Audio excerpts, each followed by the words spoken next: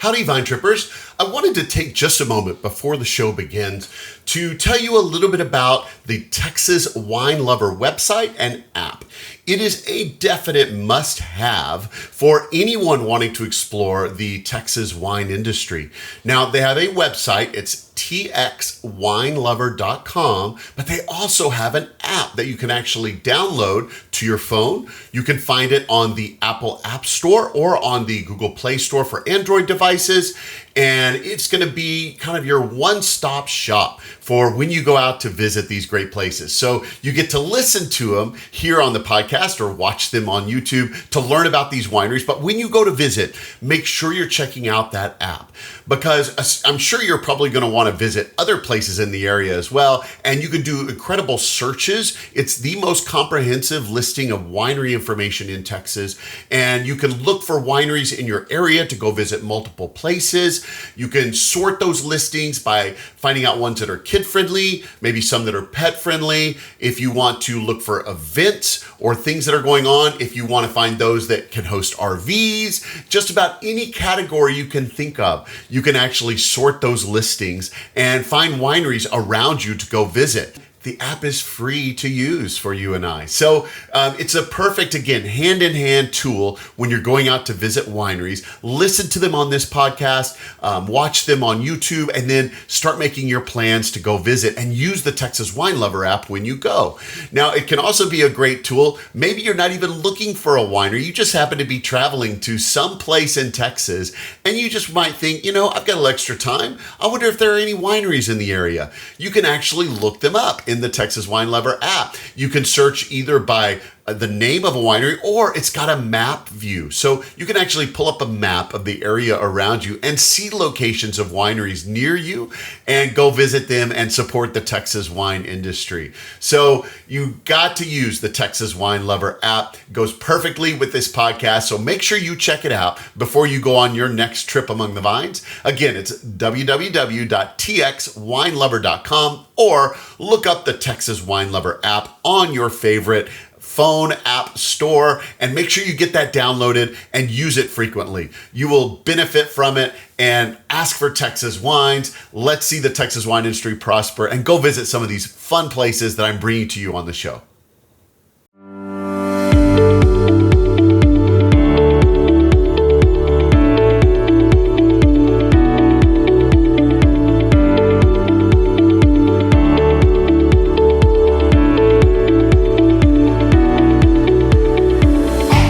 Texas Under Vine, an exploratory podcast to scout out the best that Texas wine country has to offer.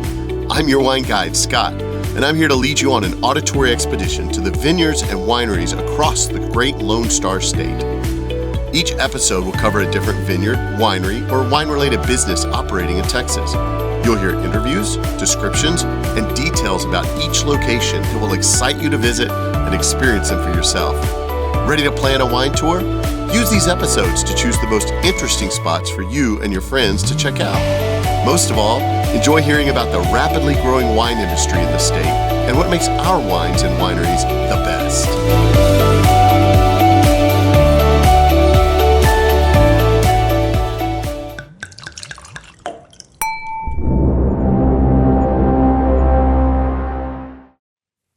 Howdy, fellow Vine Tripper. Welcome to episode 67 for the Texas Under Vine podcast. And for today's episode, I'm actually wandering around the Texas Hill Country, and I'm going to be moving just a little bit southwest of the Austin area to the little bitty town of Driftwood, Texas. And just outside of Driftwood is the winery Driftwood Estate Winery. And that's where I'm settling in. Now, this particular vineyard and winery was started by Gary Elliott. He estimates he started planting and getting things ready to go around 1996. So they've been actually making grapes and selling those to wineries and things for quite some time. It's a very established vineyard. Gary has not always spent his time in the wine industry. He actually has done several different jobs and careers. He'll talk about that a little bit in the interview today.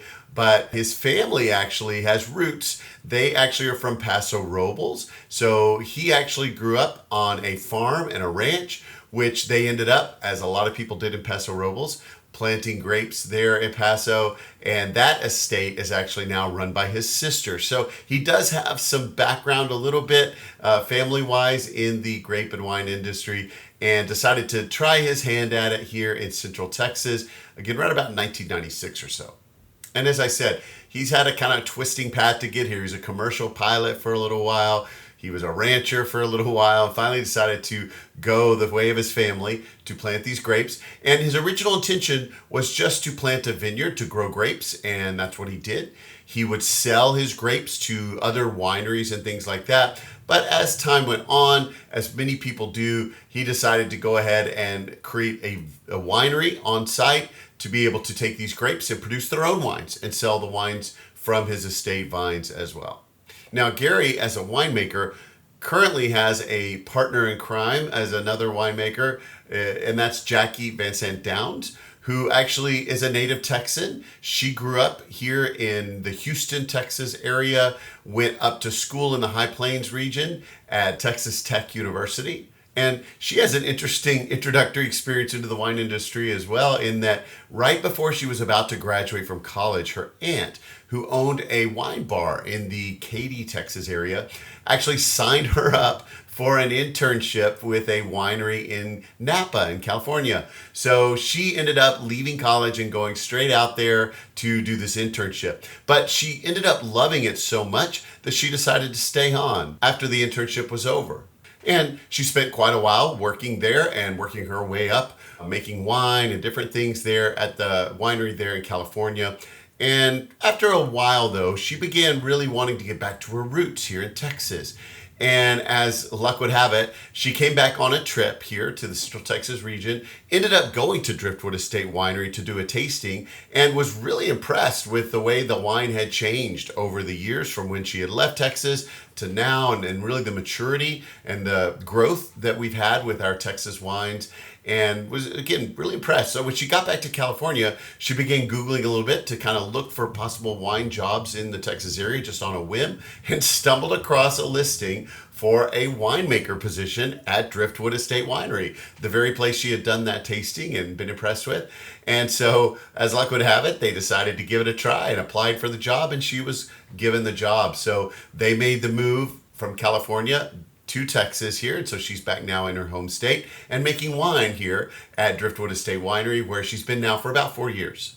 And as I said, Gary is the grower. He also has his hand in helping with making that wine. And the vineyard itself that they have is about 18 acres. They have several varietals planted there. They make a whole variety of wines, not just from their estate vines, but from the High Plains. They bring in other grapes as well. And they make everything from reds to rosés to whites to sweets. They even have a sparkling. Now, their sparkling is from out of state, but they do have all Texas wines other than that, and really have a lot of different wines and things to suit about any palate that you could come across. So no matter what your favorite type of wine is, you will probably find something that you're going to enjoy here at Driftwood Estate Winery. And who knows, while you're there doing your tasting, you could try some other things that maybe you haven't tried before, and maybe widen your horizon a little bit. Find some things that you like that you never knew you would like. And as for food while you're there, they even have a little bistro restaurant on site there at the winery, and it is open for full service meals on weekends, Fridays, Saturdays, and Sundays. But in the middle of the week, if you're there, they do have some small bites, charcuterie, snacks, things like that. But one of the things that you're going to notice when you first visit Driftwood Estate Winery is the view. They've got this beautiful view of the Texas Hill Country. Kind of built up on a bluff, on a cliff. Matter of fact, you kind of have to make a little drive up a little dirt road, pretty steep dirt road to get up to the winery itself. But when you do, it's worth it because they have a beautiful lawn with a pavilion overlooking this incredible valley, and you can see the vineyard down there. It's just a gorgeous, gorgeous view, especially if you want to sit out and enjoy a glass of wine, sitting on the lawn, sitting in the pavilion, and marveling over this gorgeous view of the Texas Hill Country. It doesn't get more Texas than that.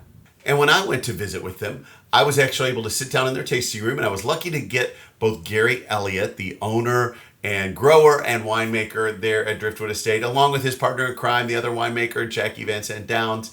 And I was able to pin them down and talk to them a little bit about the history of this amazing winery. We talked about the vineyard and what they're growing there and the history of that. We also talked about their bright future, some of the awards they're winning, some of the great events that they're having here. It was a really fun interview. I know you're going to enjoy it. So without further ado, let's go hear directly from them.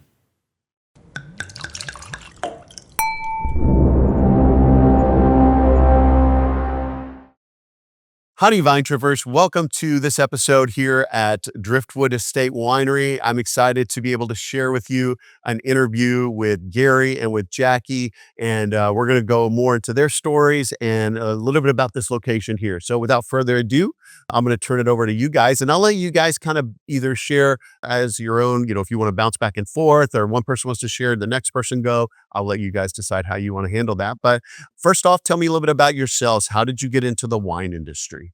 It's a long story. I could go way back, but then we'd be here forever. I could probably, well, my family is in the wine industry out in Paso Robles, California. And so my parents, I worked on the ranch there way back in the 60s and 70s and not, no, in the 60s, actually, just earlier. But they started out like everybody in Paso Robles with cattle and hay, alfalfa. And then there was a point where all of a sudden the hay fields started to disappear and the grapes started to go in. Okay. And my parents did the same thing everybody else was doing. They planted about a 65-acre piece of property with Cabernet and Merlot grape. And then my sister and her husband kind of took it over, and they ran it until just recently he passed away, and so now my sister has it by herself. But it's been there for quite a long time. Yeah. So that was kind of a little thing in my past. So when I married a Texan and moved to Texas, out of California, I had to do something here. Right. But actually, I wasn't going to do a vineyard, but I had a job as a pilot flying for Continental Airlines. Oh, wow. Okay. And they were going to station me out of Newark, New Jersey. And my wife didn't like that. So I quit flying. And after I quit flying, I had to find something else to do. And I tried a little bit with cattle and horses. And so I was a cowboy a little bit for a couple of years. And then I got tired of getting kicked around by a bunch of nasty cows. So I thought, well, I'll do like my family and put in a vineyard and get into that business. And the vineyard is about just coming up on about 30 years now. Okay. And it was very successful. So after a while, everybody said, well, you're a vineyard, you're growing grapes. Now you got to be a winery. Okay. And of course, I had been selling grapes to several wineries for a while. And then I did the next step and started a very, very small winery. And it just kind of kept growing and growing until it got to where it is right now. We went from just a couple of wine barrels and a couple of tanks to our peak was back in 17, 18, and 19, 10,000 case production. Okay. And now I'm, of course, scaling that back because the market just isn't there to maintain that size of an operation. But that's, and I studied, I took a lot of courses at UC Davis. Okay. And studied viticulture there. And then I worked with some very, very good winemakers back for 30 years ago. One of them was the winemaker from Llano Estacado, and then he went from there to St. Genevieve, and then his wife dragged him to California. Okay. Just the opposite. And he's been a very successful winemaker out there in Paso Robles. Oh, dude. And then the other winemaker I work with, in fact, right here in my winery, was Mark Pena, and he helped Damian Mandola start his winery, which later was turned over to Dukeman, Dr. Dukeman. And of course, Mark and I worked their first 3 years. They didn't have a winery yet, so he bought grapes here from me, and we made a lot of the wine for him here in this winery. And then the second year, we moved to the barn that they had by their vineyard. And the third year, we actually moved right into the big winery that they have there now. Okay. And it's kind of funny. He had been out at St. Genevieve with with Yeah. and he they had these, I don't know, 20,000 gallon tanks. Yeah, huge areas out there.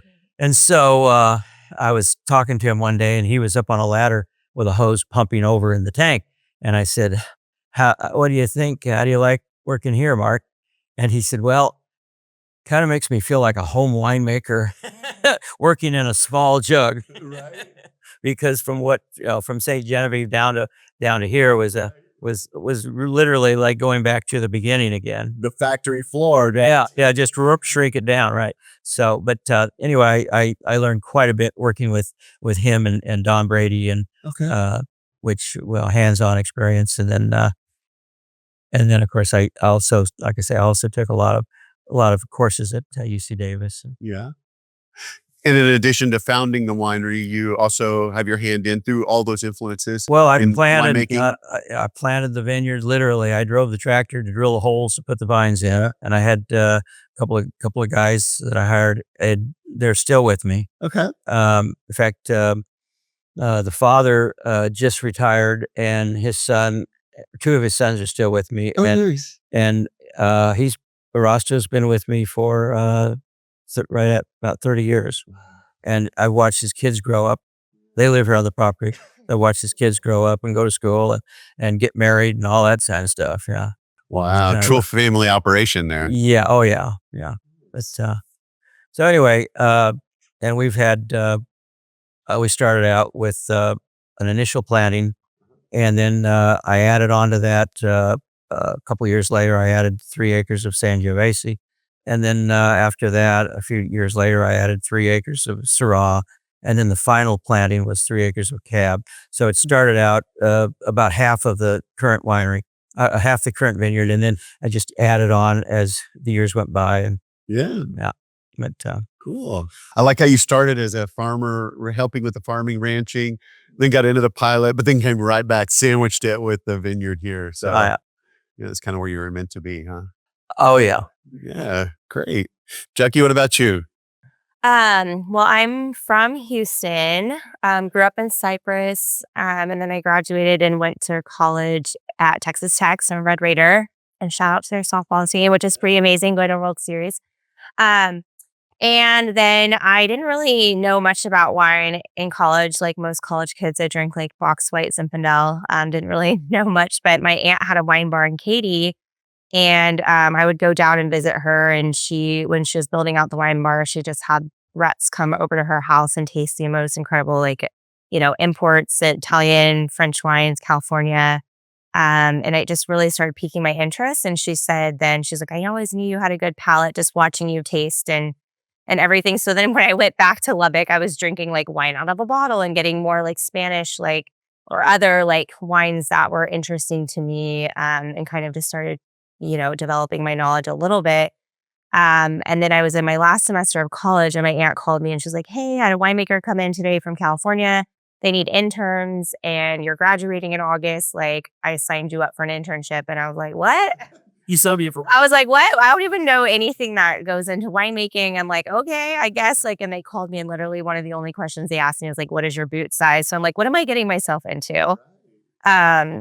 So I graduated from tech, and three days later after graduation, with one suitcase, I didn't know a single person, moved out to California and moved in with a winemaker and his wife, and lived in like their back house behind the winery, and like literally just boots on the ground, just started learning, what winemaking was. And obviously as an intern, very green, you're dragging a lot of hoses and pretty much cleaning everything. But it was '07 harvest, which was such an amazing harvest in California. It was a really great year. And I knew the first week, I'm like, this is what I want to do forever. It just clicked, and they could see it too. So immediately, like, they didn't usually let interns, start doing lab work and other things, but they had the assistant winemaker training me on everything. So pulling samples, lab work, just kind of everything. And so at the end of my internship, they hired me full time, and they ended up paying for me to go to, do my Davis extension, and, the Santa Rosa Junior College had all the viticulture and enology courses. So I kind of did it backwards. I would work full time, and then at 6 o'clock at night, I'd leave and go to night school and do my viticulture and enology. And then Davis, I did online since I was working full time, but it was great. So I kind of did it backwards, but so I worked out there for about 15 years. I thought I'd only be out there for a couple years and then move back to Texas, but ended up meeting my husband. He was working at Silver Oak at the time, front of the house. So he was more front of the house and I was back of the house. And then we had our 2 kiddos out there. And then kind of after the fires and COVID, we were like, okay, my whole entire family's in Houston. I miss my family. We want to get back to Texas. And so I had some friends in Wimberley, and I never really been through Wimberley, even though growing up in the area. And my 2 brothers went to UT and Texas State. So but I didn't really know much about Wimberley, and we came to visit, and they brought us here to Driftwood Estate Winery to taste. And I hadn't tasted Texas wines probably in about 10 years, and they were much different when I tasted them in 2008. Right. So I was so impressed by the wines. I was like, wow, these are the best Texas wines I've ever tasted. And so it just really piqued my interest. So when we went back to California, I was just Googling bulk wine. Texas bulk wine. I was like, what's available in Texas? And there was a job posting for Driftwood Estate Winery for winemaker position. And so I was like, this is kind of the one I was at. I was like, what? I was like, this, and we were thinking about moving. We hadn't said it out loud yet. It was just a thought. And so I just applied just to see what happened. And then literally a couple of weeks later, I flew back down to interview with Gary. We didn't have a house or anything yet, but it just kind of all fell in place. Then we found a house, and and then I just realized June 1st, just a couple of days ago, was my 4-year anniversary, which I can't believe it. It's been 4 years that I've been here. It's flown by. But it's been really cool, really learning out there in California and then coming back to my home state of Texas and really, really making some good wine here in Texas too. So it's been a cool journey. Do you see a lot of differences between the fruit in California versus the fruit here and what we could do? I mean, it's a lot different just because it's a lot different climate, obviously. And California is just a little bit more consistent climate-wise. Here, it's kind of the wild, wild west. But it makes it a little bit more fun and interesting. You really have to use the tools you have in your toolbox. I'm not going to say I almost got complacent in California, but it's kind of you're just not going through the motions. There is a lot of challenge, but I just feel like here you're challenged so much more because things don't always show up in the state that you think or want, or, we get more rain during the season. There's so many other factors. But I feel like it makes it more fun, and you get to use all your techniques and skill and all of that. So, but I mean, there's really good fruit being grown here, and I feel like there's still the stigma around that. Texas is not as superior, but I mean, we've beat out a lot of California wines in competitions with our Texas wines, and I just think they're getting better and better. So, I mean, yeah, there's a lot of differences, but I mean, I love both for different reasons. That'll still be my home. We lived in Healdsburg, and it was such a great place, and my in-laws are still there, and great friends, and I love the vineyards and everything there. But it's different being back home, Yeah. So, and that Southern hospitality. You can't really compare. Yeah. You can't compare California and Texas because they both have totally different areas. Right. Just like here, the high plains and is very different from the hill country. Right. And out in California, the Central Valley is very different from the northern part of the state. So you can go anywhere. You can go around California from north to south and find totally different growing regions and totally different growing conditions. Same in Texas, maybe even more here because we're a much larger state. But you can go from the Panhandle all the way down to the Mexican border, and you're going to find total differences. Right. So so it's not a matter of comparing California to Texas. It's where in California and where in Texas. Right. Just like I try to explain to people that the fruit we get from the high plains is very different from the fruit that we grow here. And the high plains is actually a little closer to the better growing regions in California because it's a higher elevation, over 3,000 feet, and it cools down at night. This fella I've told you about that was the winemaker at Llano Estacado, Don Brady, when he first moved to California, they asked him, what's the difference between the weather here and Texas? He said, well, here in California, it gets really hot during the day, and then it gets really cool at night. In Texas, it gets really hot during the day, and then it gets really dark at night. Right. Of course, he was describing the hill country. Right. Because up in the high plains, it does cool off more at night than we do. Yeah. Sure. So, yeah. Well, does that provide in California, does that provide a little bit more vintage? I mean, in Texas, that gives us more vintage variation maybe than they have in California because of those weather challenges? No, I don't think so. I mean, yeah, I mean, I see what you're saying, but I mean, I feel like you have that anywhere. Still anywhere. Yeah. Hmm. Even here, which is considered, it's not considered the best growing conditions weather-wise because of the temperature. Usually we bring in fruit at a high pH because we have to let it hang longer, and because the grapes can't cool off at night and get out of a transpiration and get into respiration cycle, they start using up malic acid. And so that's a problem we correct in the winery by just adding tartaric acid. But up in the high plains, it's a little better. They cool off at night, so they come in from the vineyard with better chemistry to begin with than we do. But I can remember at least one year when I brought fruit in from this vineyard with that really great chemistry. It was just one of those freak years when the weather was just it was just where it should be. It evidently cooled off enough, and when I saw the low pHs and the high Brix level, I thought I was either in California or up in the high plains. But it's very difficult to duplicate that here because that kind of weather condition doesn't usually occur that much. Yeah. Well, let's talk about this location here for Driftwood Estate Winery. So you've already kind of hit on some of it just a little bit, but some of the history of the location here. So what made you choose this location? And you said you planted around 99, 98, is that what you said? More like 6. 96, okay. I didn't choose it, it chose me.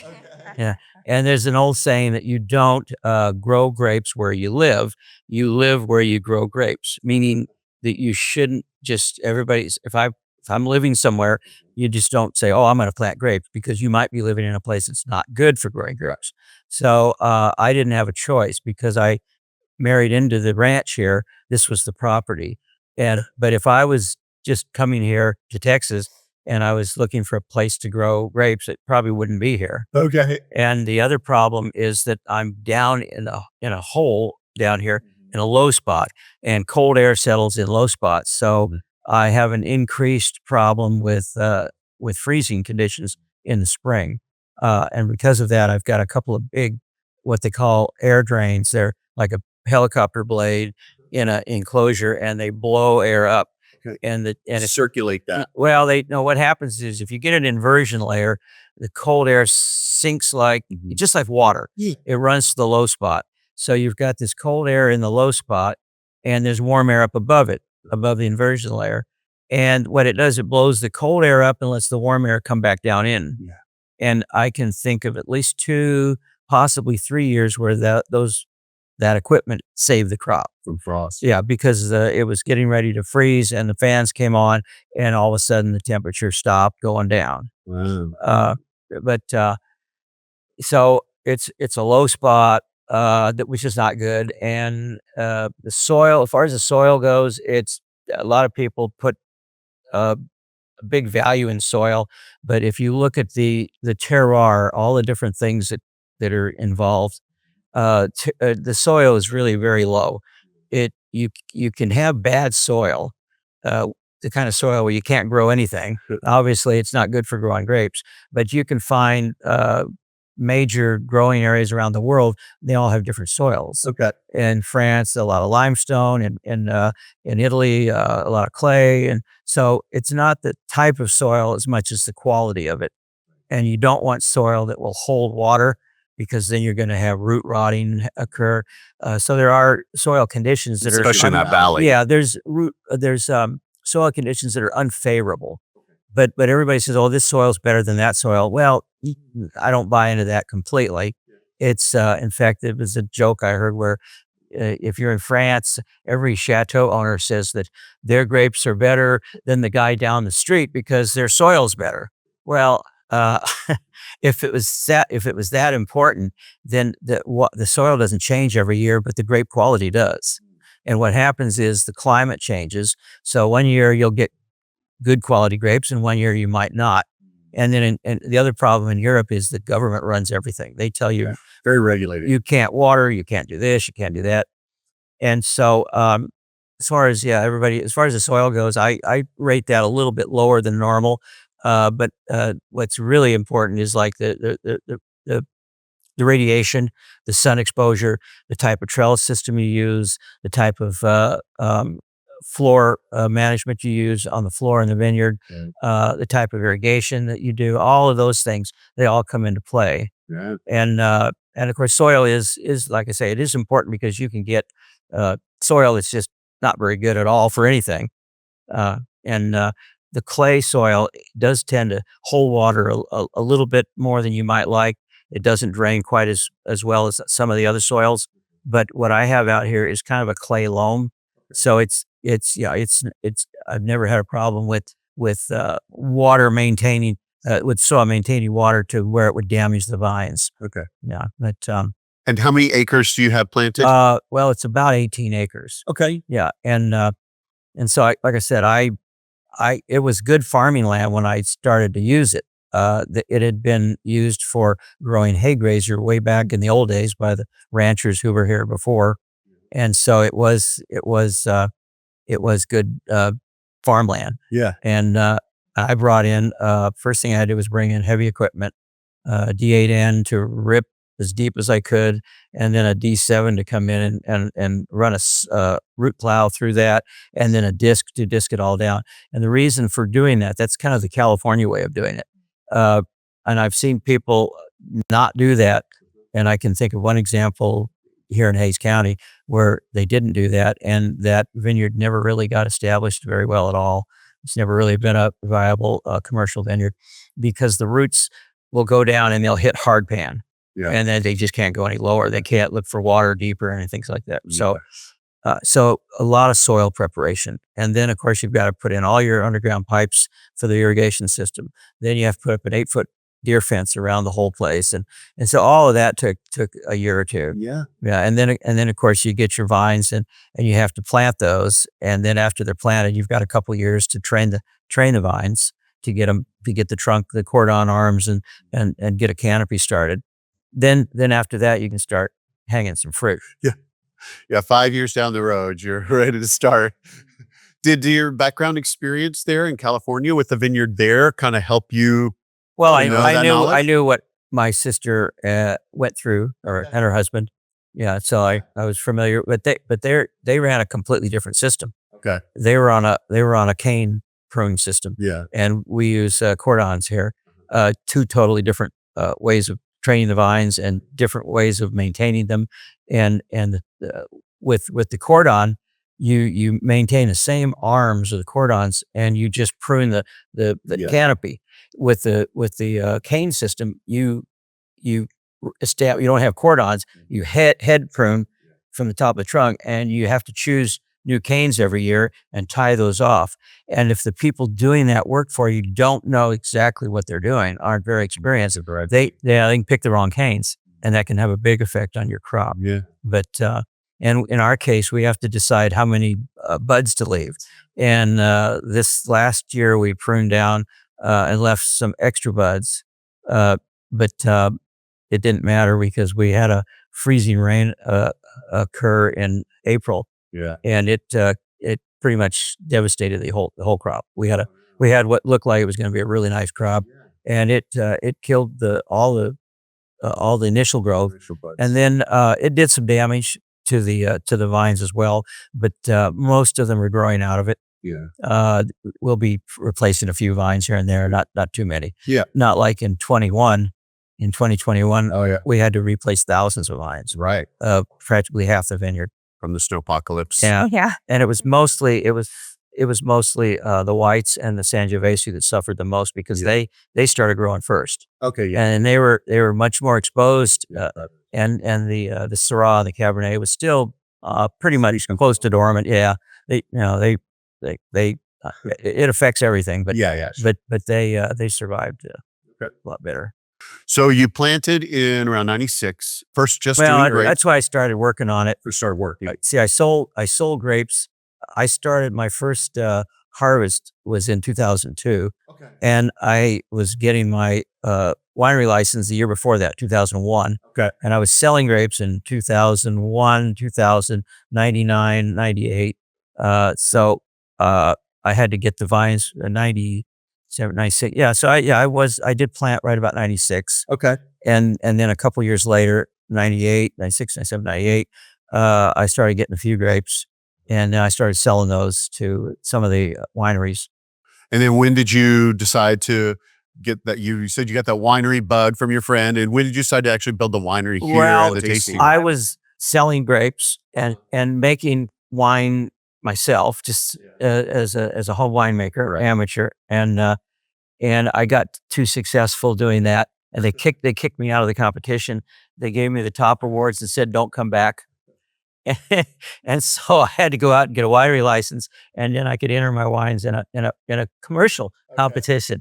That's what they were trying to get me to do. Yeah, right. And the only person that was upset about me starting the winery was Dr. Becker, because I'd been selling him Viognier, which was some of the best Viognier he'd ever had. Yeah. And when I told him that I wasn't going to be able to sell him any more Viognier, he was not happy. No. But so my first commercial crop was 2002. 2002. Okay. And is that around the time when you opened the tasting room here? Well, I first opened it up in the winery building, which was out there by the parking lot. Okay. And we just did this. We just took some barrels and put some doors on it, and that didn't last very long. So we moved into there's a little building down here that's now the bistro, and that was a little storage building out in where the parking lot is now. And I pulled that. It's on skids, so I just pulled it down by the edge of the cliff where it drops over, and remodeled it all, fixed it all up, and that was the tasting room. Okay. But we had to get out of there really fast because we outgrew it. Okay. It just didn't hold enough people. Yeah. I came in one day, and actually my wife was she was working the cash register a little bit, and I came in one day and there were people all over the deck out in front of the tasting room, and I couldn't figure out what was wrong. And I found out they were all waiting to get in the tasting room. And it was like a restaurant where they were taking reservations. Taking them. Yeah. A Smith party of 4. We now have space at the tasting room counter. So I'm going, this isn't going to work. So we moved into this building, which prior to being a tasting room, it was it was where my wife and daughter and I lived. Okay. While we were building our house. And before that, it was a bed and breakfast for 7 years. Oh, wow. And it stopped being a bed and breakfast when my wife got tired of making beds and cleaning bathrooms. Right. But we had it available. It was empty. So we just moved, and I had to remodel the whole building inside. I moved a lot of walls around and got rid of the bedrooms, and did a lot of that kind of work. Sure. And now we had just about maxed it out. Okay. A few years back before COVID, we were so busy on a weekend that you couldn't put more people in here, and the lines went out the door and down the stairs, and then of course after COVID hit, that kind of shut that kind of crowds down, and a combination of the COVID and competition. That was about the time a lot of people started coming from other states, and everybody said, "Hey, this winery business looks good. I want to get into it." So then now it's manageable. Okay. It's still big enough. I'd love to have a bigger, better tasting room, but right now, because of the size of the crowds we get, it's still very manageable. We don't need to be. It serves the purpose it needs to. It works. It works. Yeah. And you got the bistro still over there, which was the original tasting room. You got a beautiful pavilion out here. For viewers who can't see right now, you have to look at the pictures on my Patreon, but beautiful view. One of the most, I think, beautiful views of any winery I've ever seen. Over the valley here with the vines down there. I do, as some viewers know, I do wine tours here and there for a company in Austin that come out here. And that's the first thing I tell people when we're coming here is get ready for this incredible view that you're going to see here at Driftwood. And so you've got this beautiful pavilion outside as well. So you got not only the indoor space, but then the outdoor space as well for people to sit outside and enjoy their wine and see the beautiful view there over the vines. About what time do you think you moved into this room? Do you know? Oh, do you remember? Boy, 2002, 3, maybe 2004 or something. Okay. Like that, yeah. So this one has kind of been the main tasting room since. For most of the time. Yeah. Okay, gotcha. Well, let's talk about, and I'm going to delve more into your grapes and things like that, kind of where you get some of the grapes for your wine. And I know it's a Driftwood Estate Winery, so that typically says you're getting a lot of those grapes from your estate vineyard. And then do you source grapes elsewhere as well? Well, we started out as Driftwood Vineyards, Okay. and there's still a few of those old signs laying around. But then we went from Driftwood Vineyards to Driftwood Estate Winery. Right. And I started buying grapevines in California to plant. We went through a couple of businesses out there that didn't send us good fruit. Okay. Didn't send us good vines, and I finally ended up in Washington State with a big nursery up there that produces really nice quality vines, and so that's what we're using now. Okay. And then we started with just our grapes, and actually I did get the very beginning. I got a little bit of wine from my sister, and some totes. We would bring it in some small totes, and I had a little bit of her wine for a while because we'd had some years when our vineyard didn't produce as much, and then at some point I started. It's been quite a few years now. I started buying grapes from Neil Newsom. Okay. And yeah, he was one of the early pioneers up there in the High Plains. He was a cotton farmer that found out you can make more money on grapes. And then after a while, all the other cotton farmers were going, hey, that looks good. Yeah. And so that's where the whole High Plains area just boomed. Yeah. But Neil was one of the first pioneers that started it. And so I started getting fruit from him. And by combining his fruit and my fruit from here, we got some good combinations. Jackie likes blending the Syrahs from both different vineyards and things like that. Yeah. And then he had grapes that I did. You can't grow all the grapes. You can't grow, 20 varietals, or you're not going to have a vineyard. You're going to have a test site. Yeah. Yeah. Dilute everything. Yeah. And so I got from him what I didn't have, and then I used what I had here. Okay. But, and you process all of that here on site? All of it, yeah. We make it all here. They bring the grapes down from the High Plains in refrigerated trucks. Yeah. And then you get, of course, when you harvest you here, you can bring those directly Bring them right up here, yeah. And that works really well with the rosé. Jackie's waiting for it in the winery, and we pick it, and it's right up here. So we can limit the skin contact.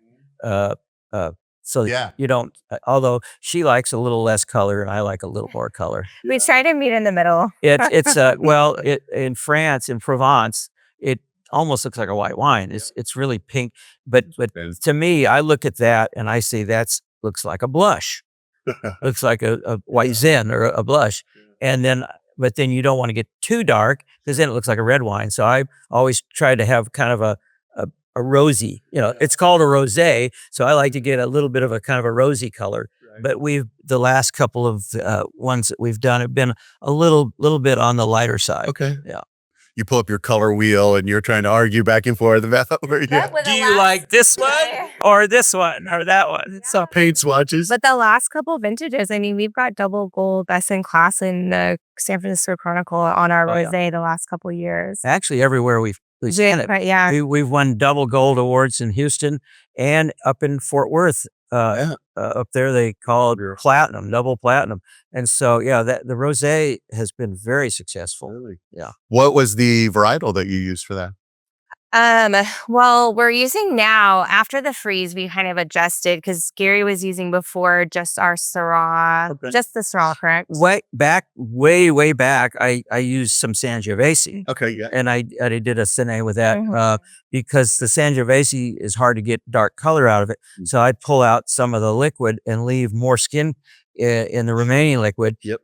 Which helped the Sangiovese, and then the lighter one we pulled out would be the rosé. Mm-hmm. Okay. And then when we started making it more currently, we were using some of the Syrah and some of the Sangiovese. Okay. And then we went over to Salt Lick and got a little bit of Mourvedre from them. Okay. And those three, that was our main grapes for that. So it was a blend. Wow. Yeah, and it's all straight to press. Everything's picked straight to press. So we're not doing much Saunier. Like some years when we have things that need to be pulled up, but it's mostly just those three picked earlier specifically for rosé, Higher straight to acidity press. levels and all that. Exactly. Yeah. Yeah. Yeah, there's one block of Syrah up on top. It's an acre and a half. Okay. And then we have the 3 acres of Syrah down below here. And we use that upper part that's kind of earmarked for the rosé. Okay. Yeah. Dedicated block. Just Yeah. And so we can go ahead and harvested. pick that. Yeah, we can go ahead and pick that. And then we leave the 3 acres down below, let it hang a lot longer. That becomes our Syrah. Yeah. So we got this award-winning rosé. What are some of the other wines that you typically make here? Well, the big one is the Cab Syrah. Okay. Longhorn Red, we call it. And that saddle over there was the award down in Houston for the top Texas wine Nice. in 2015, and that was the 2012 vintage. Okay. I started doing that because I used to before I got into any of this, I had a job as a tour guide, and I would go to places like Australia. Oh. And down in Australia, they have Cab Shiraz, they call it. Same grape, but they call it Shiraz down there. Mhm. And that is a big thing for them. They kind of made a big thing out of that. And so I thought, well, I'd try what the Australians did. I'll try Cab, I've got Syrah. Cab and Syrah. I got those two. So put them together, and it's been a very successful blend. And it's won a lot of awards. Yeah. It's done well. Your flagship style. Yeah, exactly what it is. Yeah. All right. What other wines do you all offer? There's so many. Oh, yeah. So we got 20 or 20. We'll have a white blend that's really beautiful. Our cuvee is a field blend. It was Chenin Blanc, Viognier, and Chardonnay. And now after the freeze, it's more Chardonnay and Viognier. But it's beautiful. We have our rosé, and then we have some whites we get from Neil. We have a Pinot Grigio and a Albarino. The Albarino is wonderful. I mean, they're all really good, but I mean, honestly, we have awards here. I mean, we get double gold best in class. Like we win lots of awards for our wines, so we're really proud of them. But we kind of across the board, and then into lighter reds, we have our Sangiovese, which is really beautiful. We have High Plains and Driftwood. So we have the ability to do like a reserve and like more of a Tuscan style Sangio. So that's kind of fun. And then into like our Bordeaux, so our Merlot, the Cabs from High Plains and here. And then the Syrahs, Tempranillo. We kind of have a little bit of everything across the board. But what the things that grow really well in Texas. Okay. And is it all dry? Do you do any kind of sweet wines for a sweet wine palate? We have a semi-sweet orange muscat, which we get from Neil Newsom. Okay. And it's not overly sweet, but it's kind of an off-dry semi-sweet. And that is a real nice wine and very popular. We have a sweet red, which is actually Cabernet Sauvignon that we just sweeten it up. Okay. And that's for the people that like something really sweet. Yeah. But other than those two, we really don't offer sweet wine. And then the sparkling. Oh, yeah, we have a sparkling wine. That's the only thing that's not Texan. Okay. It comes from New Mexico because we don't have the equipment to do sparkling wines. And until just recently, nobody in Texas really did. Well, Brian there he's into it. And what's the gal's name in Johnson City? Lisa. Oh, yeah. She started doing it. And so now we're starting to see a few. Yeah. But what I want to probably try to do is as the availability becomes better, I'm going to try to find somebody here in Texas who can do a sparkling wine for us. Okay. Yeah. Yeah. Custom crush, kind of get some stuff done for you. Tell me about the Alamo wine. Well, I started out making it a little differently, and then it evolved. Okay. And when Jackie came, we kind of evolved into it, and it's now become a blend of all 5 of the Bordeaux grapes. Okay. And I used to start it with Cabernet as the lead wine, and then Merlot and the others. And but we found that it's better to lead with the Merlot, and so by changing the blend around till we find the one that's really great. And we came up with leading with Merlot, and then Cabernet Sauvignon second, and then the Malbec third, and then Cab Franc, and then Petit Verdot. So it's got all 5 of the Bordeaux grapes in it. So it's like a Meritage or a Claret, and that has been extremely successful. Everywhere that we enter it, it gets double gold, best in class. And last year when it went to San Francisco to the Chronicle competition, it beat everything in Napa, Sonoma, and everywhere else in the country. Wow. And I was looking at the list of the wines in that category or that class of a Bordeaux blend. And I'm going down the list, and there are all these Napa wines, $100, 90 some dollars, and I got down one of them, $135. And I like to brag about how we embarrassed California. I love it. But That was the Alamo stand. They Yeah, actually made remember the comparison. Alamo? They actually made a comparison in the article when we won that about like comparing it to like the Battle of Paris when, Chardonnay beat out, the Judgment of Paris. And like they kind of made that reference with Texas beating out. I had that on my Or- phone. Yeah. There was a blogger, Yeah. and he came out with a blog, and he first started by saying in 1976, Stag's Leap and Chateau Montelena went to Paris, Yeah. and the Judgment in Paris, they call it, and they won, and nobody thought they would, and they won. And he says, then after you briefly explained that and how that launched the wine industry in California, then he said, now fast forward to the future, Texas just did the same thing to California that California did to France. And he named there are 3 or 4 wineries here that did very well out there. We did the best. We had I think we had 4 double gold and 3 of them best in class. So we actually had out of the Texas wineries that did really well, we were the top one, and then there were a couple of others that did fairly close. Yeah, they had some big winners, but so I carried that around on my phone for a long time. Yeah. And I love that. but- Remember the Alamo. Yeah. Mhm. So I always love when I get to interview winemakers. So you guys both qualify here. I always like to ask the question. So you've got all these great varietals that you've worked with. In your time as winemakers, has there ever been a varietal that you haven't really worked with, but you've always wanted to work with? One that I hadn't really worked with much in California. Like I didn't get to work with a lot of Pinot Gris. And here coming to Texas, it was a much different experience because I was working. It was, first of all, the first time I'd ever worked with Pinot Gris, and this is Armiel's Vineyard. Obviously it's a red grape that people make white wine out of. Pinot Grigio in Italy, obviously Pinot Gris in France, same grape.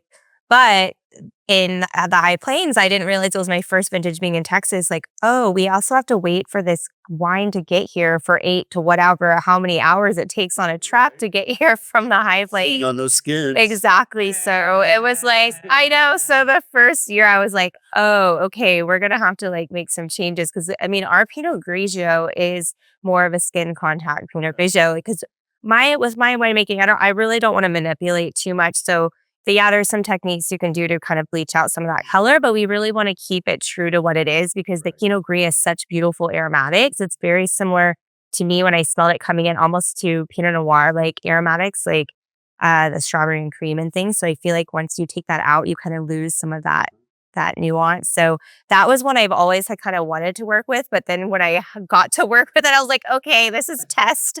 But it was really cool to see and also just let it be what it wants to be. But then the next vintage is, okay, let's kind of dial this in a little bit and we can kind of, bring it in at different times. Big trick is trying to preserve it from up there to down here. Yeah, that if you can figure out how to do that, that helps a lot because you want it. You don't want it 10 hours later. You want it right after it's been Or picked. fermenting, yeah. Yeah. Yeah. With all the natural yeast in the air. that Yeah, are there's gonna a lot of automatically- things that you can do, but that was one I was kind of excited to work with. And then honestly, like I didn't work with a lot of Spanish varietals either. And so Tempranillo has been super fun. I've never worked with Albarino. So those were really fun to like work with new varietals that I hadn't worked with yet in California. Well, we've talked a lot about your great wines, hopefully getting viewers excited to come taste some of those. And then let's talk about the location here for a moment.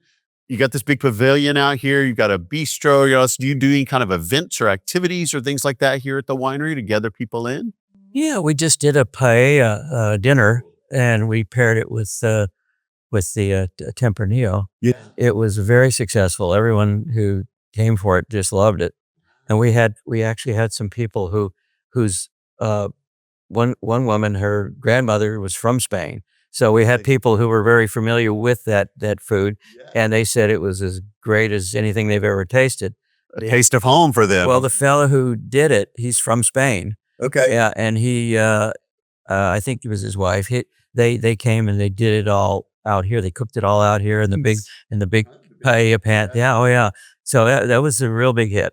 And then of course we do 4 wine club parties a year, every quarterly, and we'll have band music and we'll have all kinds of food for people to come in and have.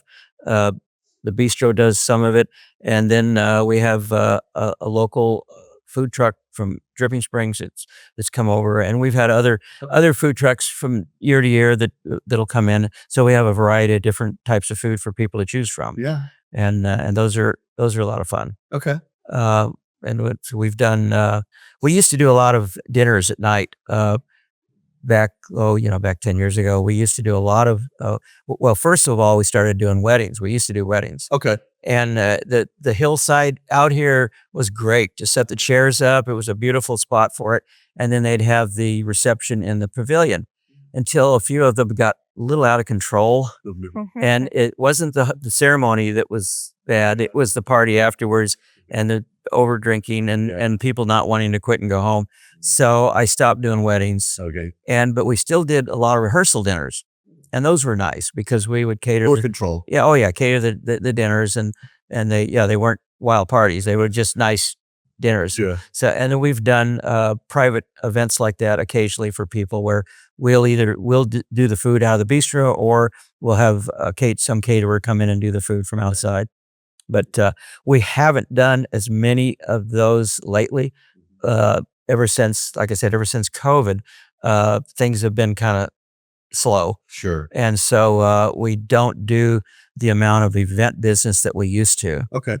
Now your guys help us a lot with Austin Detours, and we're starting to get a little bit of activity. But what I've noticed is that people will call up, and we get a lot of what I would call tire kickers. Okay. They're looking for a place to do something, but when they find out what it costs, they end up doing it probably at home in their backyard. Yeah. A lot of people have been cutting corners and not spending a lot of money. So that has affected our event business. Gotcha. But we have some good winery events coming up too. And we, like Gary said, we do our quarterly wine pickup parties, which are fun.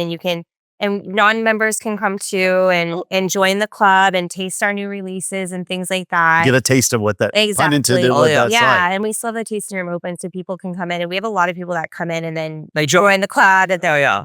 And you get to, again, taste our new releases and there's band and good food. And then we had like the paella party. We have a rosé release coming up in July on my birthday. So come see us. We used to do some pairings too. We yeah. did chocolate pairings. We did that too, chocolate and wine pairing. And we've done Cheese pairs, cheese cheese and wine.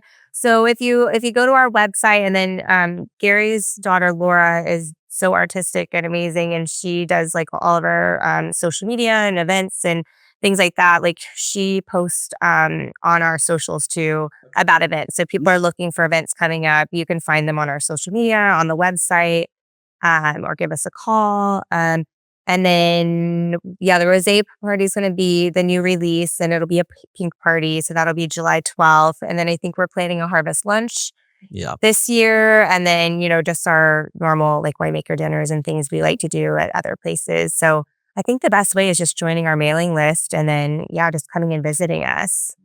Yeah, we used to have a lot of people who would come and want to do things here. And that part of the business is tapered off. So now we're trying to create things on our own here. So you have 2 different types of events. The event where you just rent the space out to somebody who has their event. And then you have your own winery events. And so we're starting to do more, come up with better ideas and more ideas for winery events. Okay. So we're going to be doing a lot more of those in the future. Which have been really fun. Mm-hmm. Yeah. Well, so viewers are getting excited to come visit now with these great wines, this great view and all that. So let's talk about what does it look like when somebody comes in to do a tasting? So they're here for the first time. What does a tasting look like? What was the cost of a tasting? Do they get to pick their own wines? Is there a set flight of wines? Things like that. Well, we have wine club members can come in. They can come in anytime they want and taste for free. Okay. And also for themselves and a total of 4. They can bring in their friends too, and they all get to taste for free, which is one of the big benefits of the wine club. And if they pick up their club, don't they get a glass of wine? Oh yeah, when they order, when they come to pick up, they get a free glass of wine is included, but or they can do a tasting. Either way, they get a choice. And some of the gold members, we have silver, gold, and platinum members. The ones who've been in longer, the gold members and the platinum members, they can have a free glass anytime they come in. Okay. The silver members, we give them a free tasting when they come in, because we're trying to get them to taste. They're newer members. We're trying to get them to taste more of the wines and be able to taste some of the new stuff that keeps coming out. Mm-hmm. But then when the public comes in, they can taste 6 wines that they choose from a list. They pick out the 6 they would like to taste, and then it's $25. And the pours are generous enough that you can even share a taste. Okay. I see a few people every now and then that do that. Yeah. So then we have a new thing coming out on Tuesday. We're going to call it a 2 for 1. Okay. And it's going to be 2 people come in to taste, and they only have to pay for 1 tasting. Okay. And that's on Tuesdays. Yeah. Tuesdays over the summer, and then Mondays, the first Monday of every month, we're doing Maker Mondays. So we haven't mentioned yet too, we have a brewer, and Gary got his. We have Driftwood Brewery too, so we have an awesome brewer, Andrew, that makes really beautiful micro brew, beers, really good beers. So you can come in and have a beer tasting or a wine tasting. We do have a set list, but it rotates kind of based on our availability or what's seasonal or what we want to kind of push and things like that. And then, like Gary said, you can pick 6 off of this list, and then, have the option to join the wine club. Yeah. Do they need reservations to do a tasting? Only if it's a big group. Okay. If it's, we get couples, 2 or 3 or 4 people, usually that's no problem. And during the week, when it's not as busy, even a larger group, we can accommodate. But we try to get people to at least let us know they're coming if they have more than 4 or 5 people. Okay. And then, and of course, the groups like Austin Detours and a few others. We get a lot of bachelorette groups. So they come in, and so it's just the main reason for the reservation is just so we don't get overwhelmed with large groups that we're not expecting. Yeah. And if we are going to have a lot of larger groups coming in, we can staff for it. We can bring in another employee and staff for it. Yeah. Mm-hmm. Well, you talked about Tuesday, you talked about Monday. What are your operating hours? Every day from 11 to 6. Okay. Yeah. Makes it very simple and easy there. Yeah, a lot of people say, well, on this day we're open these hours, and this day, and I wanted to keep it really simple, so it's just every day 11 to 6. There you go. Yeah. What about family friendly or pet friendly? If someone has kids, someone they want to bring Rover out here, things like that. Do you have any rules or restrictions? We are dog friendly, but we don't allow children. Yeah, 21 and up, but dog friendly on a leash. But we do. I like to say we are kid friendly, but we're not safe for kids. And that's why we don't do that. We have some very dangerous areas around here where you can fall off of a wall out here that's 20 feet up. Right. And we have trees that can easily be climbed. And we've caught or killed a lot of rattlesnakes on the property. It's just not like being in town somewhere. Sure. And so we don't want somebody to bring their kids in and have them get hurt. We used to let them come in, and I'd walk up to the parents and say, where did your children go? Oh, I don't know. They're around here somewhere. They don't even watch them, And unfortunately, some of the well-behaved kids suffer because a lot of kids are not well-behaved, and you can't let in half the kids because they're good and not let the other ones in because they're going to be a problem. There's no application process. Yeah, no. And so I like to say that we're just not a safe place. If we had a place where I tried to let kids come in and just stay in the fenced-in area of the bistro, the problem with that was the parents didn't want to sit there. And if you've got kids, you have to stay here. They didn't like that. So like I said, we tried all kinds of ways to work around it. It just didn't work. So we finally just said, no, we can't do this. And the other problem that I don't like is I don't like somebody coming in with their little kid and drinking and then throwing the little kid in the car seat and taking off after they've had a few drinks. That that bothers me. And what some people don't understand is if you have a child in the car, the blood alcohol level for a drunk driving offense is half of what it normally is. Oh, really? Okay. So yeah, so it takes very little Yeah. before you are in trouble if you get in a wreck or get pulled over. And so yeah, I just personally, I don't think that I mean, I wouldn't go out drinking and drag my kid along. Yeah. But unfortunately, some people don't have grandparents who can babysit or something like that, and it's a shame. It's just easier to make that solid rule and not have to deal with that. Yeah. I got it. Makes sense. Food options. We talked about the bistro, full service restaurant there. On Friday, Saturday, Sunday, Okay. they have a full menu, and the other days of the week we have little charcuterie trays, and we have a snack. Yeah, like that for in here. Makes sense. We talked about this slightly a second ago, but do you have any maximum group sizes, or would you just have people just reserve and bring whatever they want, like a tour bus coming in or something? Yeah, we used to do weddings for 150 up to 150 people. But I think it just depends on the weekend, like how many are already reserved. Like, you know what I mean? Like if we are not super busy, we can take larger sizes. I think it just depends on the reservation size. during the week, we don't care how big the group is, but and on the weekend, if we know you're coming, Sure. we can block off the pavilion. And that's what we usually do if we've got a big group coming, block off the pavilion and take care of it out there. So reservations are always especially good on the weekends for that particular, Definitely. especially if you're coming with a group. Unless you're just a small group, you can just pop in. Yeah, if you have a large group and you come on a weekend, there's a very good chance that we just can't help you. I mean, we can't accommodate you. Well, and that kind of answers a little bit of some of my next question. Weekends or weekdays being a little slower, weekends being a little busier, but what are the kind of busier and slower times here? What are the best time to come visit? Anytime. I mean, anytime. It just depends what you like. I mean, I prefer personally tasting when things are quieter. So I would come like, Tuesday, Wednesday, Thursday. But because Mondays, we're pretty busy on Mondays, like carryover from the weekends. And then Friday, you get people that are getting a head jump start on the weekend. Yeah. I would just say come anytime. Come see us anytime. Love it. What you have to know though is that if you come on a weekend and you're doing a tasting, if the counter's full, you have to do your tasting in a reasonable amount of time and leave. On a weekday when there's nobody around, you could hang out. You can hang out at the counter as long as you want. A little more. Yeah, exactly. And we find that the people who come in during the week, they do spend a little more time at the counter. But then on the weekends, it's like a restaurant. We're trying to turn the tables because we want to make sure everybody has a chance or an opportunity to get in. Yeah. Well, we touched again on wine club here and there a couple of times, but tell me a little bit about your wine club.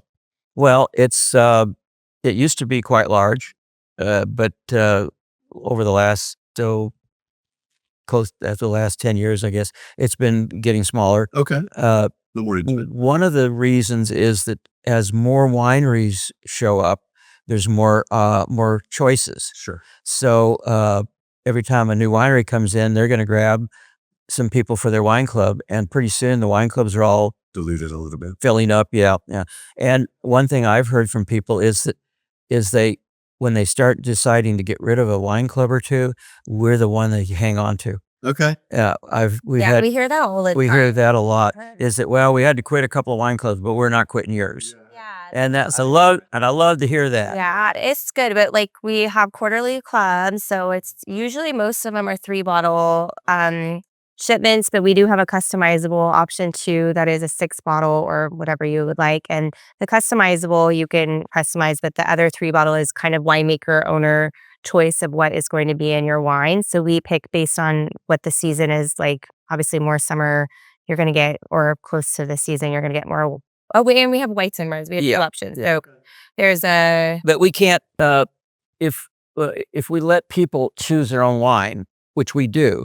If you go to a 6-bottle club, then you get to choose your own wine. And the reason for that is if you're gonna get 6 bottles, we're gonna make a little more money, and then we can spend more time putting together all of these custom Yeah. clubs. That's a lot of work. We have It's a lot of work, a lot of time. Yeah. There's a mixed club and a red club. So the mix Yeah. will have a mix of either red, Right. rosé, variety, red, white, and rosé, and then the red will be just the red. Winemaker's choice. Yeah. Yeah, because we have to look and see what we've got available too. We can't New if, releases. if we don't have very many cases of a wine left, we can't put it in the club because you'd be giving some of it to one part of the club and not the other part. So it's just a lot of it is logistics. A lot of it's just logistics. Yeah. Yeah, and new releases and things like that. Now I was just reading an article last night that got me very interested. It's a winery out in California that's trying a new kind of wine club, where and they're trying to attract the Gen Zs and the millennials who like to have more freedom to do what they want when they want and all that. And I've got to look into it some more, but it's a club where, and we could add it to our regular club as an option. And what it is they pay a certain amount every month. It's kind of like maybe $35 a month comes off their credit card, and they build an account. It's kind of like a cash account. And then anytime they come in, we know how much they have in that cash account and they can spend it. Yeah. So they could Interesting. come in every month and get one bottle. They could come in every 3 months and get 3 bottles. They could come in every year and get a case, but they can, Cruise. and they can pick, if they're doing that, they can pick whatever wine they want Yeah. because we're not preparing anything for them. Yeah, it's custom built. And they're trying it out in California at one winery to see how it works. And the article said that the other wineries are waiting to see how it works to see if maybe they might jump in and do the same thing. Yeah, I love that idea. I'm thinking that we could just make that a third. I mean, let everybody else stay where they are, Yeah. but just add that on as a possibility if they want to do that. But then we've got to figure out how to keep track of it. In other words, what we're doing is The records keeping and system. we're creating a savings account Yeah. for everybody, and then it gives them the freedom to buy their wine when they want and buy whatever wine they want. Use it at the bistro or use it on Merchandise, everything. Oh yeah. So that's kind of got me a little interested. Intrigue. Yes. And can people sign up for your wine club on the website, or do they need to come in? They can do Either or. Mhm. Okay. And maybe for first timers who may want to check it out, coming to one of those wine club parties, That's give why some we a opened it. taste. That's why we opened it to the public. Originally, it was just closed to everybody but the wine club, and so we thought, well, there weren't that many people wanting to come in who weren't wine club members. So we figured, well, we'll let this 10 or 12 people or whatever, let them come in, and then we noticed that some of them were signing up for the wine club. Yeah. Mhm. That's a great idea. Well, what about people who maybe can't get here? They really want to taste these award-winning wines, but they can't get here for whatever reason. Do you do any kind of distribution, or can people buy online on your website, things like that? We used to be in distribution. Okay. I started out in self-distribution, and unfortunately, I was the one delivering to the stores and the restaurants. And I got to the point where I was spending days and days with my truck loaded up with wine. And I mean, I'd be taking a dozen cases of wine to one big spec store. That was getting to be a problem. Yeah, that's a But- full-time job. But you could find our wine all over the place. And then of course, it finally just got to the point where I couldn't keep doing it. And I tried to hire somebody to do it. And then I found out that if I had to pay somebody to do it, it wasn't making any money. Okay. So when I was doing it, it was great because I wasn't paying myself. Right. You could invest it back into the winery. Yeah, right. And then, so then I thought, well, we kind of dropped out of all those stores and we became inaccessible mostly. And then I was approached by Glaziers, Southern Glazier, and they wanted my wine. They came and they tasted and they really wanted to carry it. So I loaded up 3 pallets, about 150 cases of wine, and took it to their warehouse, and then COVID hit. Oh gosh. Yeah, and they were sitting there. They didn't know what to do with it. You couldn't give it away. The restaurants wouldn't take it. Stores were having trouble. So that ended the partnership. we both agreed to part ways, and that was the end of that. Okay. Now, I do have a gal working for me she was working in the tasting room, and I kind of singled her out to do a little extra work, and so she helps with some of the event planning, and she does outside sales work. So she'll go around and try to find places that want to carry our wine, and there are a few accounts, not very many. We're self-distributing locally, mostly restaurants, a few little package stores or bookstore, things like that, just small little accounts, and the rest is all DTC. But you can buy on our website as well, but we don't order our shipping. Well, if you go on website, Some states buy it on the website. Real restrictive. The states, but I mean, if you're here in Texas, you can, if you live in somewhere that's a long way from the winery, you can go online and buy it. Okay. It's just that we don't like shipping in the middle of the summer when it's hot. We'd rather do the shipping when the weather's better. Right. And but it's if you're here in Texas, if you're not in El Paso or in the Panhandle, you're going to get it the next day. Okay. So it's not exposed to the heat that much. Sure. Yeah. Great. We've had a lot of people in recently. From yesterday, we had some people from Sweden, and the day before from Italy. We've had a lot of people from out of the country. And they're like, how can we get your wine over here? I'm like, put a bottle in your suitcase. I don't know. I'm But I mean, it was really cool when the Italian people came in from, I think it was one of the tour companies, but they're like, these wines taste so much like home, which was really kind of a cool compliment. They're like, these are so familiar. We had some Italians come in the other day. Yeah, that was and they thought the Sangiovese was great. They're like, well, that's wine. Yeah. It was a cool compliment just hearing it from people that are like, that is their like grape or style wine. I was like, yes, we're doing. That says something right there. But I mean, if you can come into the winery, that's probably the best way. But you can buy online and then sign up for our mailing list online and things, or call it. And we do ship to a couple of states. We ship. We have wine club members in California. We ship there, also in Florida and Minnesota. So I like to say that we're well known from coast to coast. Coast to coast. South to north. Yeah. Oh, yeah. But the reason for some of the reason we're in such few states is because the ones that we ship to either have a very reasonable license fee, like $10 for California, or some of them we don't pay anything. We just ship. But a lot of the states, they want you to pay $300 or $400 or $500 a year for the license. And if we had a lot of people there, it would be worth it. But we can't. Yeah, we can't. Can't pay that kind of money for just shipping a case of wine. Yeah. We talked a lot about all the progress you've made. 30 years, that's a really big thing. It says a lot that you stayed here during that time. I've seen wineries come and go. This has been established. You're still doing great things here. But do you have any plans or ideas for a future type of growth? Are there things that you want to do still, or maybe new wines you want to work with, or any ideas for the future? Well, I've always wanted to do, the bistro's nice, but what I've always dreamed of, there's a place over here behind the pavilion that has a gorgeous view looking over the vineyard. And I've always walked over there and looked at it and thought this would be a great place to build a restaurant. I mean, a nice restaurant. Yeah. And there's one out in Paso Robles near my sister's winery called the Loading Chute, which I just love that restaurant. It's kind of a Western motif, and they have steaks and seafood and a big pizza oven. And I would like to build something like that here. But it just, I don't know, it's just one of those things that's elusive. Capital investment. Yeah. And I always thought if I could find somebody who would invest in it, I would love to do it. Yeah, maybe a partnership. Yeah, exactly. Because this area needs another nice restaurant, another real fine restaurant. There are a couple of them, but they're really busy, and because they're busy, I'm sure there'd be enough for us to stay busy. Share as well. The load a little, yeah. So that's a little something I like. And then there's another idea that Scott Roberts, who owns the Salt Lick, he used to come here a lot. In fact, he used to come over and check the vineyard out.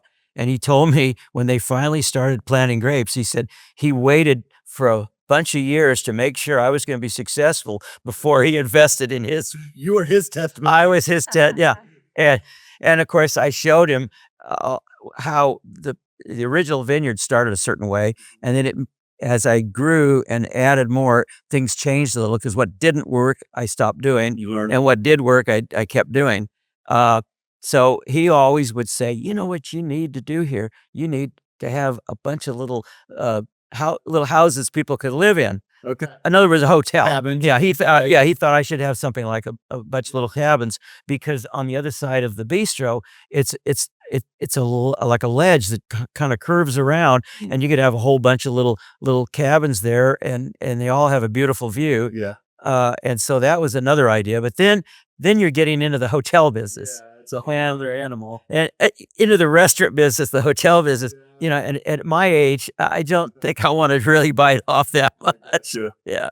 Gotcha. But if I was a lot younger, I'd be thinking about doing stuff like that. Yeah. Well, there are a lot of great places out in Texas for people to go drink wine, Driftwood Estates being one of those. So what would you say, in your opinion, and both of you can kind of share your own thoughts, what would you say is, in your opinion, is really what sets Driftwood Estates apart that from all those other places that people would say, I really want to get here for this? Yeah, I would say how to start. I would say just like the history. Like, I mean, this is one of the first established vineyards in Hays County. There's a lot of wineries that don't have vineyards physically on property. I think it's really cool that we have kind of everything. It's a family winery, and it's like everybody's blood, sweat, and tears from the bottom up, like everyone included. I think you really see that or feel that when you're on the property. I feel like people say like they can taste that in the wine. Like it really is like a group effort, and their family's like done so much work. And then with us, like the newer employees here, I mean, we love, the history behind it, and really just working with great vineyards and making great wine. And obviously the awards like prove that we are, we're making really great stuff. And I think too, like a lot of wineries, you don't go and get to meet the owner and the winemaker. And like, we're such a small family winery that like Gary's in there half the time. I'm in there. Like, our staff is so amazing and friendly and knowledgeable, and everybody truly cares about the wines and the business and everything. And I feel like you really feel that when you come in, and then just getting to experience like the tasting room and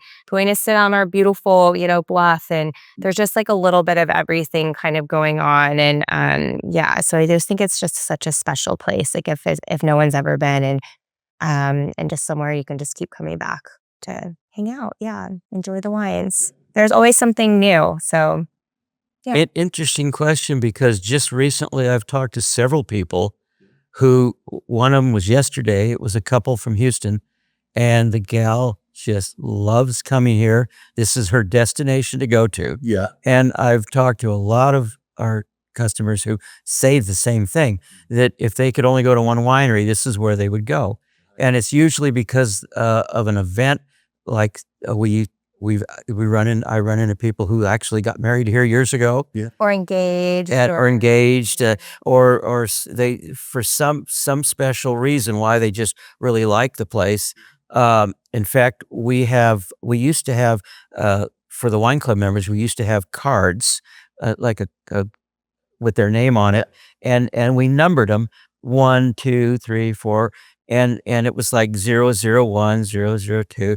And the fella who was the 7th person to join the wine club, he's been in the wine club for card carrying member. He's been in the wine club for over 20 years, probably 20 close. And was the 7th member to join, and his card was 007. 007. And he still calls himself 007. He was in here last weekend. That's awesome. Yeah, and it was funny. He's the James Bond of your winery. He goes by 007, yeah.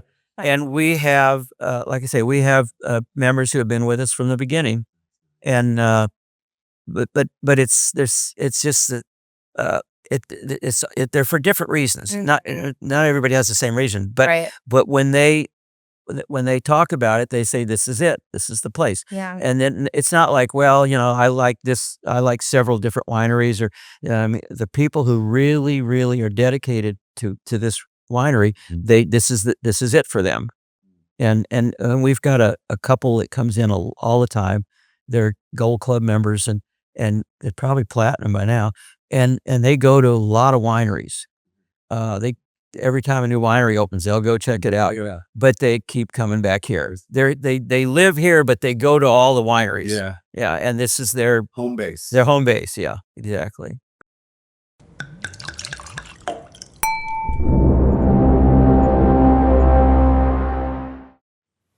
Remember the Alamo, red. Texas sure has made some great strides in winemaking over the last 20, 30 years, especially even in the last 5 to 10 years. It's grown so much. And that is fully on display here at Driftwood Estate Winery. When you go and taste their wines, you will be impressed.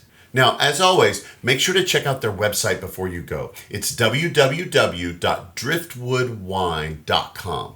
And on their website, you're going to find their online store where you can have many of those wines shipped directly to you if you want to order and taste those without going to the actual winery. You'll find information about their wine club, what to expect when you come to visit them, as well as their event calendar to see the things that are coming up on some of those fun events you heard them talk about in the interview. You'll also find a little spot to find out news about the winery, as well as a little bit more about them, the team, the vineyard, things like that. You can drill down a little deeper there. And then a little place to contact them if you want to contact them before you come, making reservations or asking questions or things like that. And don't forget, when you go to see them, make sure you tell them you heard about them on this podcast, Texas Under Vine. All right. After we wrapped up the interview, I was able to get excited to go taste some of these great wines, and Jackie actually took me on a quick little tour of their production facility. So I got to see where the magic was made, their barrels and tanks and everything that they've got where they're making these great wines. And I was able to stroll down into the lawn area where I had the pavilion over here, the bistro over there, and this amazing view of the Texas Hill Country just rolling out in front of me, the valley there with the vineyard below and all of that. It was beautiful. I loved that view. And then I went inside to do a tasting and get to taste some of these great wines, and was really impressed again with the variety of wines that they had available, the quality of all those wines, the way that you could pick and choose what you wanted from their list and find the things that meet your palate. And so I was able to try a bunch of different wines while I was there. And of course, that time came to narrow down and pick the one bottle that I wanted to purchase for my episode wine library.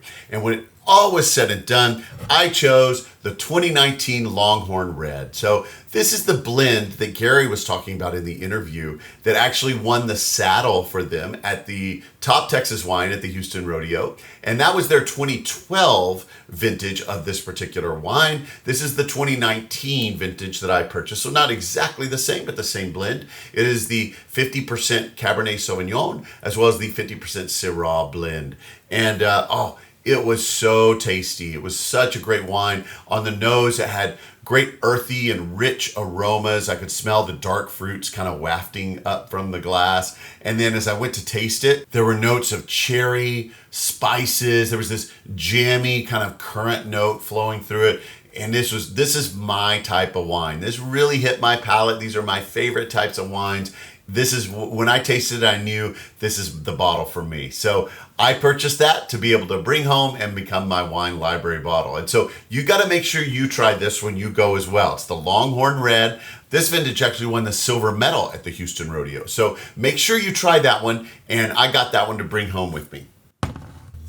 So I enjoyed sipping on these amazing Texas wines and sitting and enjoying that view that can really only be found here in a place like the Texas Hill Country, and Driftwood Estate Winery has it on full display. But alas, it is time for me to move on and bring you a lot of other great info and the scoop on other great Texas wine destinations. But before I go, I do have a short favor to ask, and that's my Patreon. So this podcast isn't free for me to provide. I've run into a few technical issues with my computer over the last few weeks, and it's kind of put me behind on some things, but I'm trying to buy some more things and really pay for a lot of stuff that I need to do for this podcast, and it's all coming directly out of my pocket. So any support that you would be willing to provide would be helpful. If you're enjoying these episodes, if you're enjoying the content I'm bringing to you, would you consider sponsoring the podcast with a Patreon membership? Now, I want to give you something in return for that beyond the podcast. So if you are a Patreon subscriber, you do get access to extra benefits that the average podcast listener doesn't get. So depending upon the level that you subscribe to for my Patreon, you can get behind behind the scenes photos. You could get a video walkthrough of the winery itself. You could even get a special sneak preview that comes out a week before, showing where I'm going on that next week's episode. So you can find out where I'm going before anybody else. And all that money that you give, and it could be just a few dollars a month, all piles up and really helps me. I currently have enough to cover my hosting costs right now, but all the other expenses I'm having to foot myself. So any support you would be willing to provide, even if you just want to give a one-time donation, you can do that. That would be much appreciated as well. But I will continue to bring you this great information. This is one of my passions, and I'm having so much fun doing this. So if you're interested in joining the Patreon, becoming one of my current Patreon subscribers, just go to my website, www.texasundervine.com. Scroll to the very top. You will see at the top a button for Become a Patron, and it will take you to the Patreon site where you can scroll through, take a look at everything, and pick the level you'd like to subscribe to.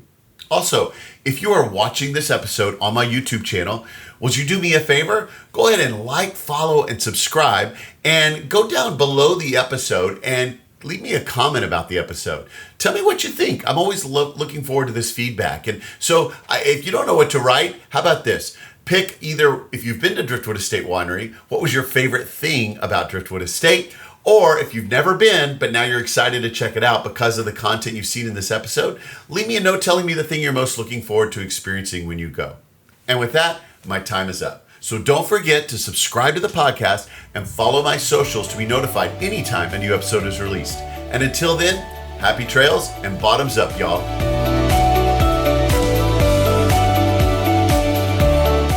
Thanks for listening to Texas Under Vine.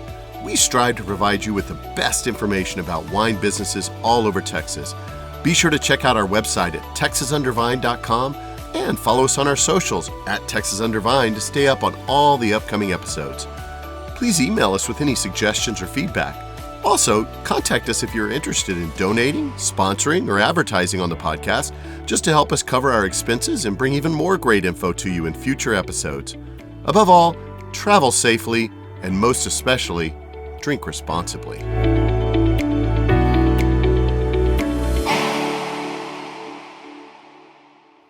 Howdy, Vine Trippers. Before we go, I wanted to direct you to my website, www.texasundervine, because there you're going to find a whole host of things. Besides access to the audio versions and the video versions of the podcast, you can also get those on any podcast provider, and then the video on YouTube. But there you're going to find a couple of things. Did you know that I actually sold some Texas Under Vine merchandise? I only have a handful of items available, about 5 different things, but they are up on my store. So if you go to the website, texasundervine.com, and go to the top, you're going to see a link for the merchandise store, and there you can get your own Texas Under Vine swag to proudly show all of your friends that you support the Texas wine industry, and you can get them started on and hooked on the podcast as well, so they can go visit even more of these great wine destinations. But in addition to the store, I also have a Patreon for my subscribers, people that support this show. I do this all out of a work of love from my heart. I do not make any money on this podcast. I'm actually in the red because I support it all out of my own pocket as a teacher. And it's mainly because I love wine and I love the Texas wine industry. So if you're willing to help me do that and you'd like to see more of these great episodes, hear more from these amazing winemakers, learn more about some fun destinations for you to go and visit on your own, I would appreciate if you would be willing to subscribe to my Patreon. So at the top of my website page, again, you'll find a Become a Patron link. And there you can get all the information about becoming a subscriber to the podcast here as a Patreon subscriber. It only costs a few dollars a month if you're willing to commit that. And there are various levels that you can commit to that each give you behind the scenes benefits that you don't get. And I do have some new things in the pipeline coming down soon. So you want to get on that sooner than later. But right now you can get things like behind the scenes photos at different wineries. You can get things like at one level, you'll get a video walkthrough of the winery. So for every episode, I will post a video walkthrough of me taking you through the winery itself so you can see what it's like before you go. And then at one level, you can even find out before everyone else where I'm headed the next week on the show as it comes out. So you'll know before everyone else. You get a sneak peek. So there's just different levels of benefits, and they all cost a different amount. And as you subscribe, you become the heart of this podcast. You really are what helps me succeed. You are my community and my people. And thank you so much for those that do subscribe. So if you're interested in joining Patreon, check the Become a Patron link at the top of the website. So again, the website is www.texasundervine.com. You can also go to all of my socials. I'm at Texas Under Vine on almost all the social accounts. And check it out and consider sponsoring the podcast and maybe even buying some of that really cool swag on the merchandise store. Happy trails and bottoms up, fine trippers.